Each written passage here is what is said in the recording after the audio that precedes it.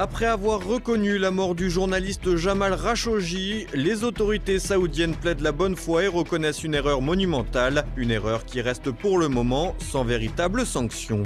Marine Le Pen et Nicolas Dupont-Aignan à couteau tiré. 18 mois après l'union de l'entre-deux tours, les deux dirigeants semblent en froid et tout porte à croire qu'ils partiront en ordre dispersé pour les européennes de mai prochain.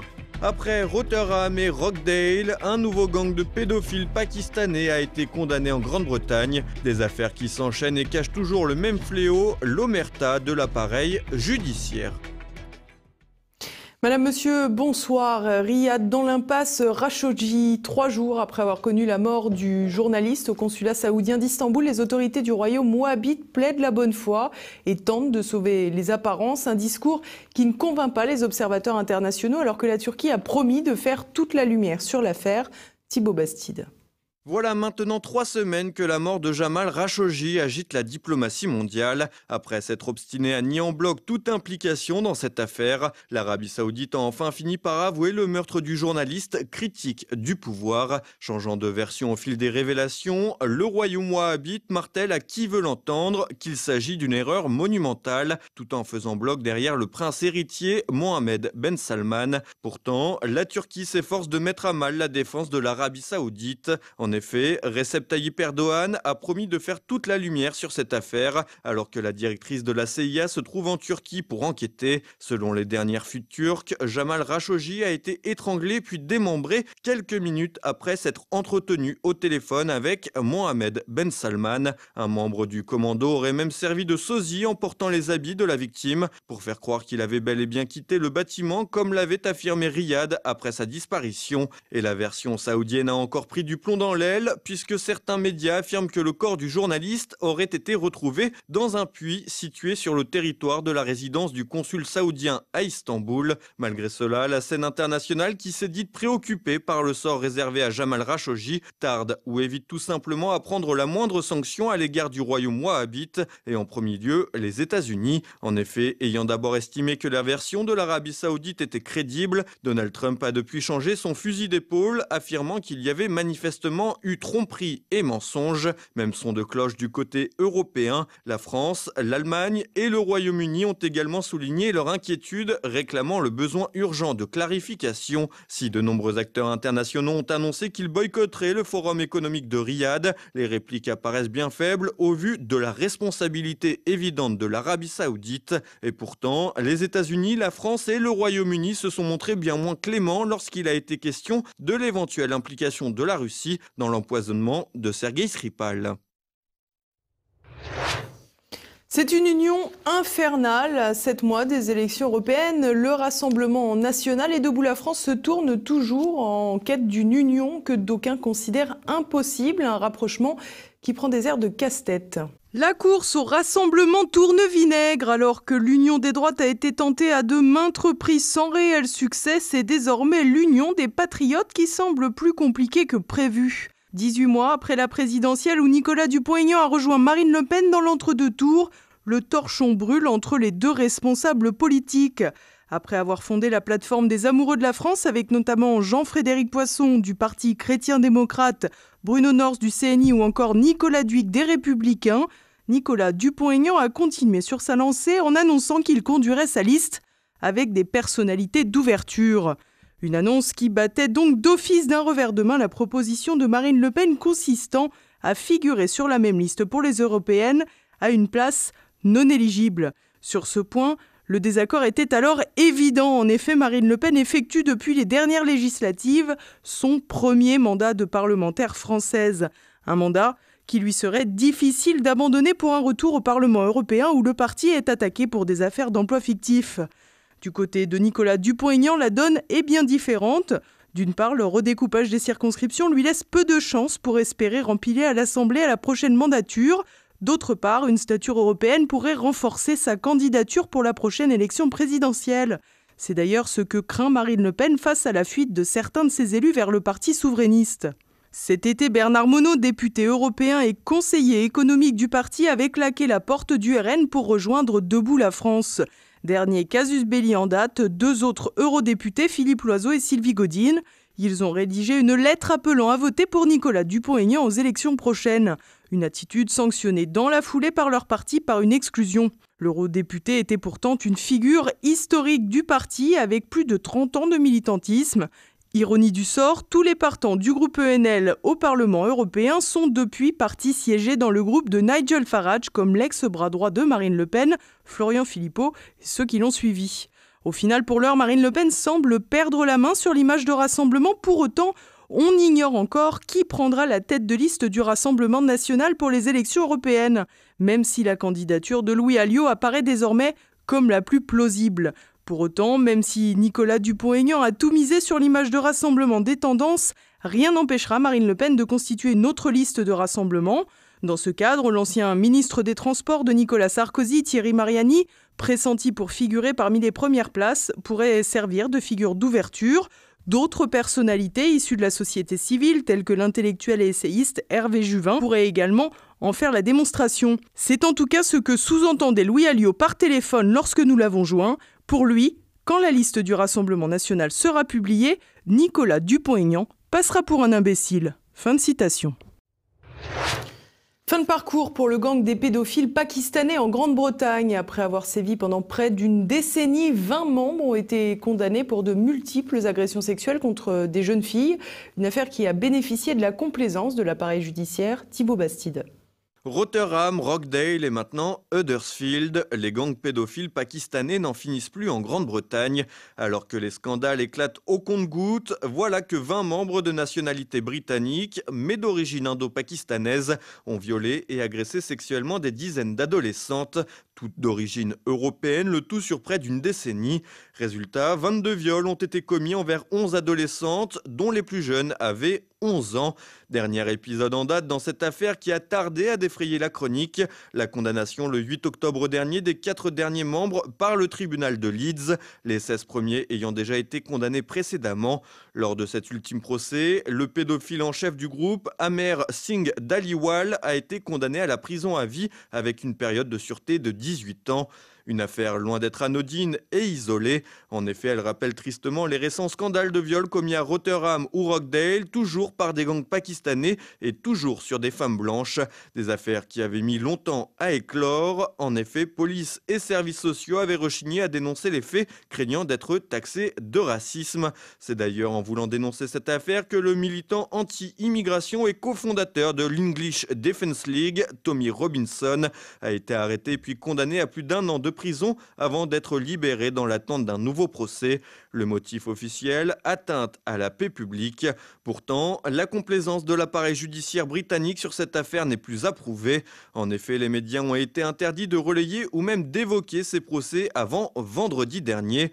Preuve que le sujet est hautement sensible dans un pays où les autorités poursuivent systématiquement toute critique de l'islam au titre de la lutte contre les discours de haine. Pourtant, la multiplication de ces actes pédophiles inquiète une partie de la population outre-Manche.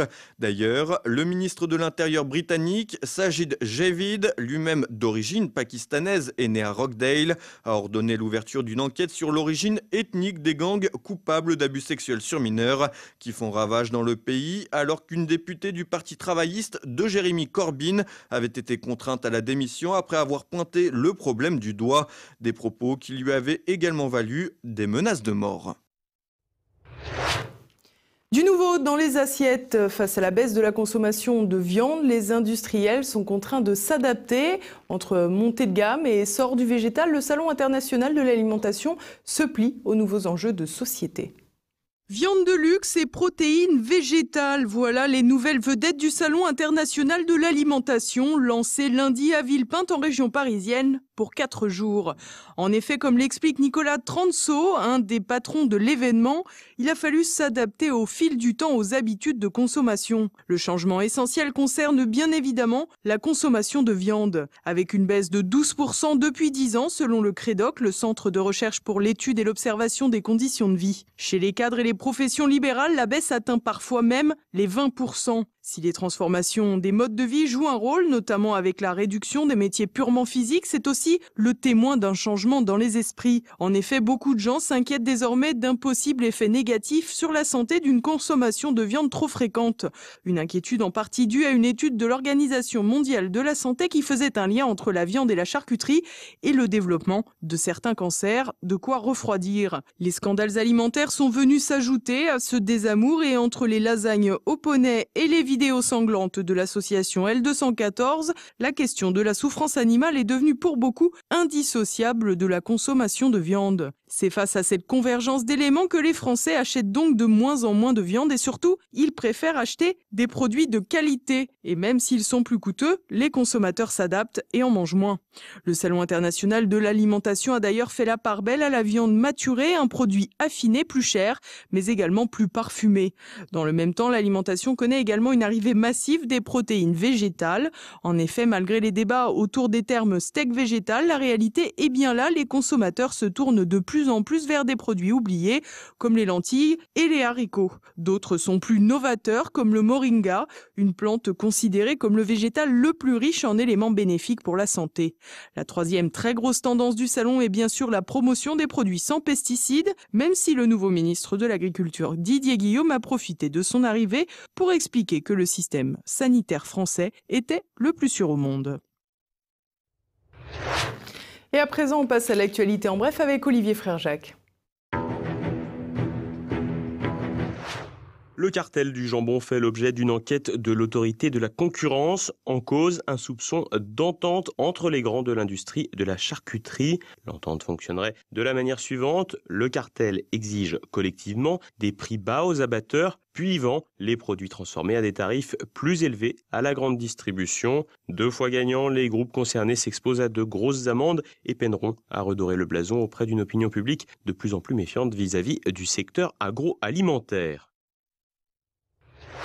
Monsanto bénéficie de la clémence d'un juge américain. La firme a vu le montant des dommages et intérêts dus dans un procès concernant le Roundup baisser de 289 à 78 millions de dollars. Le géant américain a d'ailleurs demandé un nouveau procès, estimant que les débats n'ont jamais prouvé le lien de cause à effet entre le cancer et le glyphosate, ni même que Monsanto a agi avec malveillance. Succès post-mortem pour Johnny Hallyday, le rocker voit son opus en 10 titres atteindre des sommets exceptionnels avec quelques 300 000 copies physiques vendues, qu'il s'agisse de disques ou de vinyles. Les vinyles sont d'ailleurs en rupture de stock et déjà en revente à partir de 150 € sur les sites commerciaux. En 60 ans de carrière, Johnny Hallyday aura vendu plus de 110 millions de disques. Le plus grand pont maritime au monde inauguré. Ce mardi, le chef d'État chinois Xi Jinping a officiellement ouvert un pont de 55 km reliant la Chine continentale, Hong Kong et Macao.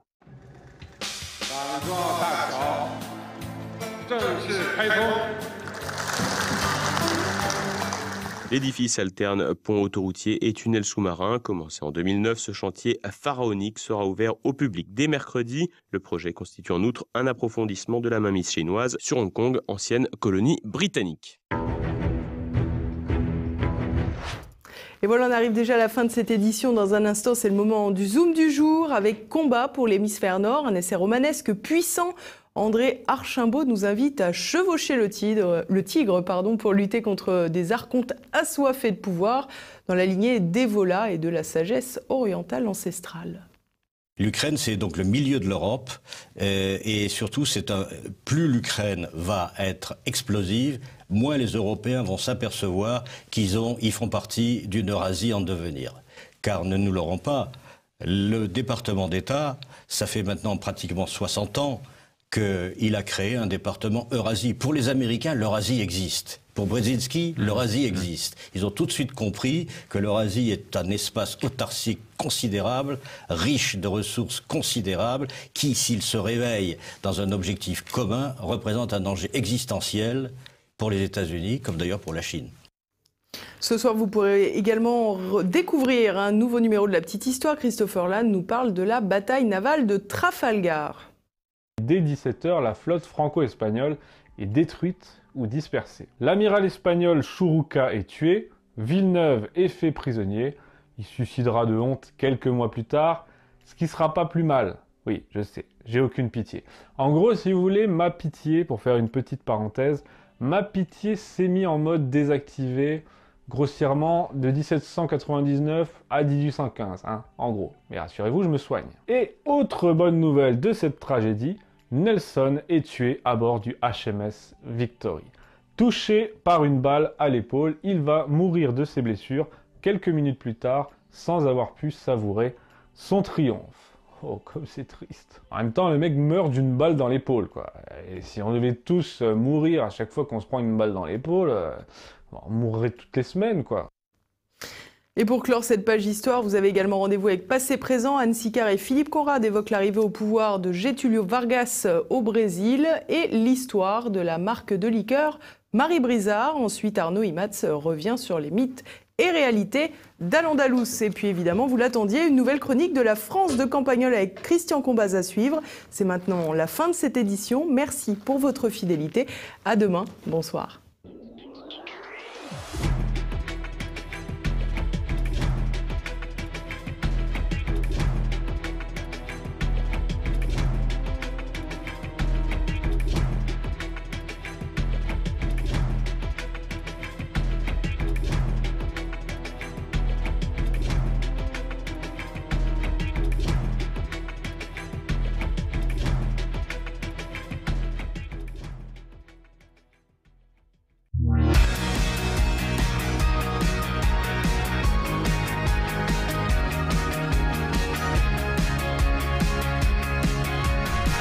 Il y a une chose dont tout le monde a pu se rendre compte, c'est la pénurie de médecins disposés à faire des visites à domicile, dans les villes et les banlieues tout au moins, ce qui se traduit par un recours systématique à des officines de généralistes urgentistes. On va appeler celle dont je parle médecin express, si vous voulez, pour ne froisser personne. Elle n'a plus aucun rapport avec le patient, puisque vous appelez 3 fois le service, vous avez affaire à 3 médecins différents qui ne laissent même pas leur numéro de téléphone sur l'ordonnance, ce qui fait que vous ne pouvez même pas les rappeler pour leur demander une précision sur le déchiffrement de leur prescription. Alors essayons de tirer une leçon très générale d'une anecdote particulière, comme d'habitude, et prenons comme exemple un vieux monsieur qui traîne une infection assez spectaculaire pendant 3 semaines. Premièrement, en 3 semaines et 2 médecins, aucune prescription de prélèvement, d'analyse en labo, sur la peau, j'entends, on ne sait pas pourquoi. Si vous posez la question, vous vous faites rabrouer sur le ton, qui êtes-vous pour me donner des conseils ou pour émettre un vœu? Alors comme simple accompagnant, vous n'avez donc pas le droit à la parole, c'est tout juste si on ne vous demande pas de sortir de la pièce. Vous fâchez un peu quand même contre le praticien genre pet sec qui vous dit laissez-moi seul avec le patient, puisque le patient est non seulement sourd et ne met pas son appareil, mais il est incapable de raconter ce qu'il a. La preuve, c'est qu'il vous le demande tous les quarts d'heure. Il a perdu la mémoire immédiate, et l'autre aussi d'ailleurs. Il n'a donc aucune notion du fait qu'il est sous antibiotiques depuis une semaine. Il découvre matin et soir son éruption cutanée comme si elle venait d'apparaître. D'ailleurs, la nuit, il réclame la présence de sa femme alors qu'elle est morte il y a 8 ans. Vous êtes donc le seul à connaître ses antécédents, mais le médecin qui vient de débarquer, lui, prétend établir une relation privilégiée en 4 minutes avec ce vieux monsieur qui est devenu un enfant apeuré et amnésique, et qui d'ailleurs, à la fin de la visite, me demandera à voix basse qui était ce mec-là. Je lui ai répondu personne. Et en effet, j'avais raison, c'était personne. C'était une ombre, un ersatz, un fantôme de médecin, presque sans visage, sans téléphone, sans réalité. Eh bien, le troisième de ces médecins de passage, là, de fortune, de ces mercenaires anonymes envoyés par Médecins Express, finit quand même par demander un prélèvement au labo du coin, par lequel on aurait dû commencer. Donc on a perdu 3 semaines d'antibiotiques qui n'ont eu aucun effet. Le labo téléphone avec un jour d'avance les résultats, mauvais signe, staphylo, multirésistant, etc. Vous demandez le résultat par email, on vous dit on l'envoie au médecin. On a donc déjà perdu 3 semaines. Je téléphone au club des médecins fantômes, là, pour réclamer une visite du même praticien, puisque c'est lui qui a reçu les résultats. Ah, il ne travaille pas aujourd'hui. Bon, alors envoyez-moi un autre. Il vous faut l'analyse du labo. Je ne peux pas vous l'envoyer, vous envoyer un urgentiste sans ça, me dit la dame. Le labo refuse de l'envoyer par Internet. Donc vous prenez votre voiture. Vous laissez le patient tout seul pour aller chercher le papier au labo. Vous rentrez, vous téléphonez à un médecin express pour dire ça y est, j'ai le papier, vous pouvez envoyer quelqu'un. Et vous tombez sur un répondeur qui dit devant un trop grand nombre d'appels, plus de visites à domicile.